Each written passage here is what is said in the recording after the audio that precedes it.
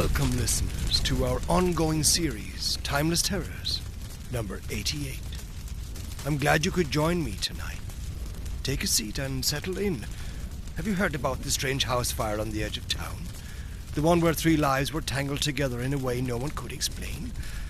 Tonight, we'll step inside that very house, where fate, coincidence, and the uncanny converge in Ambrose Bierce's 3 and 1 are 1. Listen closely, because in this story, nothing is quite as it seems, and every ordinary detail might hide a dark truth. 3 and 1 are 1, written by Ambrose Bierce, narrated for you by Jonathan Dunne. Original year of publication 1908. This work is in the public domain. Production and narration copyright 2026. Jonathan Dunne.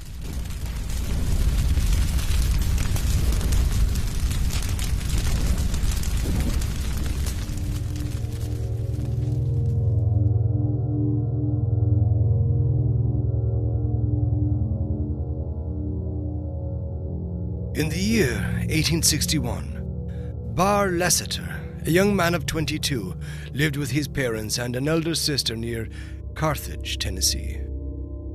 Family were in somewhat humble circumstances, subsisting by cultivation of a small and not very fertile plantation. Owning no slaves, they were not rated among the best people of their neighborhood, but they were honest persons of good education, fairly well-mannered, and as respected as any family could be if uncredentialed by personal dominion over the sons and daughters of Ham.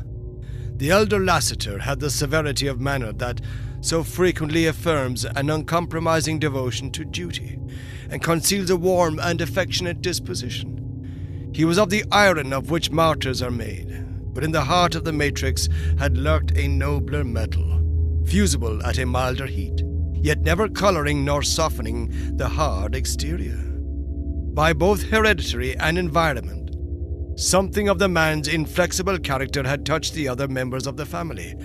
The Lassiter home, though not devoid of domestic affection, was a veritable citadel of duty and duty. Duties as cruel as death. When the war came on, it found in the family, as in so many others in that state, a divided sentiment. The young man was loyal to the Union, the other savagely hostile. This unhappy division begot an insupportable domestic bitterness, and when the offending son and brother left home with the avowed purpose of joining the Federal Army, not a hand was laid in his, not a word of farewell was spoken, not a good wish followed him out into the world, whither he went to meet with such spirit as he might whatever fate awaited him. Making his way to Nashville, already occupied by the army of General Buell, he enlisted in the first organization that he found, a Kentucky regiment of cavalry, and in due time passed through all the stages of military evolution, from raw recruit to experienced trooper. A right good trooper he was too, although in his oral narrative from which this tale is made there was no mention of that. The fact was learned from his surviving comrades. For Bar Lassiter has answered here to the sergeant whose name is Death.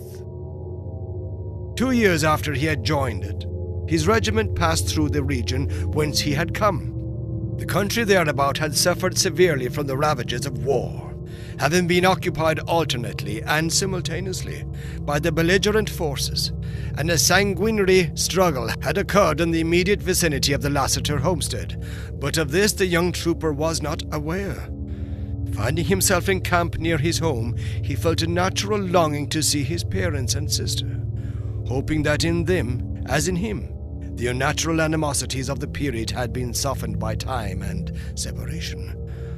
Obtaining a leave of absence, he set foot in the late summer afternoon, and soon after the rising of the full moon was walking up the gravel path leading to the dwelling in which he had been born. Soldiers in war age rapidly, and in youth 2 years are a long time.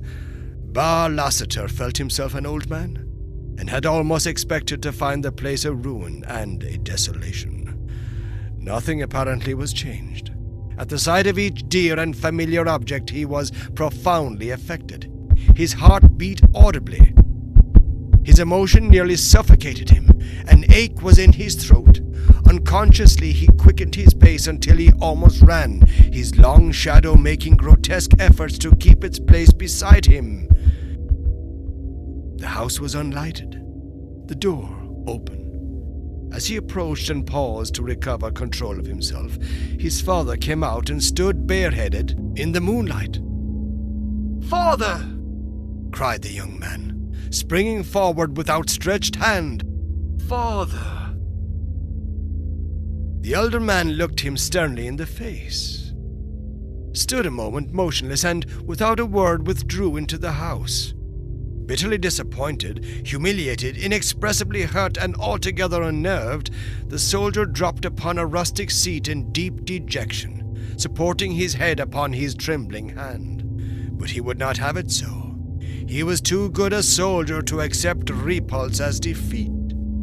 He rose and entered the house, passing directly to the sitting room. It was dimly lighted by an uncurtained east window. On a low stool by the hearth side, the only article of furniture in the place, sat his mother, staring into a fireplace strewn with blackened embers and cold ashes. He spoke to her, tenderly, interrogatively, and with hesitation, but she neither answered nor moved, nor seemed in any way surprised. True, there had been time for her husband to apprise her of their guilty son's return. He moved nearer and was about to lay his hand upon her arm when his sister entered from an adjoining room, looked him full in the face, passed him without a sign of recognition, and left the room by a door that was partly behind him. He had turned his head to watch her, but when she was gone, his eyes again sought his mother. She, too, had left the place. Bar Lassiter strode to the door by which he had entered. The moonlight on the lawn was tremulous, as if the sward were a rippling sea. The trees and their black shadows shook as in a breeze. Blended with its borders, the gravel walk seemed unsteady and insecure to step on. This young soldier knew the optical illusions produced by tears. He felt them on his cheek, and saw them sparkle on the breast of his trooper's jacket. He left the house and made his way back to camp. The next day, with no very definite intention, with no dominant feeling that he could rightly have named, he again sought the spot. Within a half-mile of it he met Bushrod Albro, a former playfellow and schoolmate, who greeted him warmly. "I'm going to visit my home," said the soldier. The other looked at him rather sharply, but said nothing. "I know," continued Lassiter, "that my folks have not changed, but there have been changes." Albro interrupted. "Everything changes. I'll go with you if you don't mind. We can talk as we go." But Albro did not talk. Instead of a house, they found only fire-blackened foundations of stone, enclosing an area of compact ashes pitted by rains. Lassiter's astonishment was extreme. "I could not find the right way to tell you," said Albro. "In the fight a year ago, your house was burnt by a federal shell. And my family, where are they? In heaven, I hope. All were killed by the shell."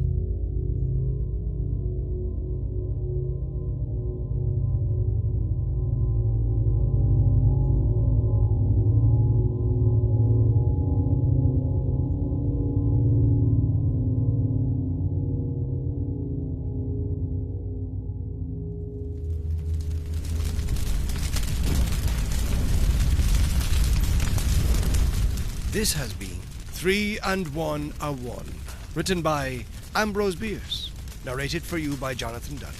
Original year of publication 1908. This work is in the public domain. Production and narration copyright 2026. Jonathan Dunne.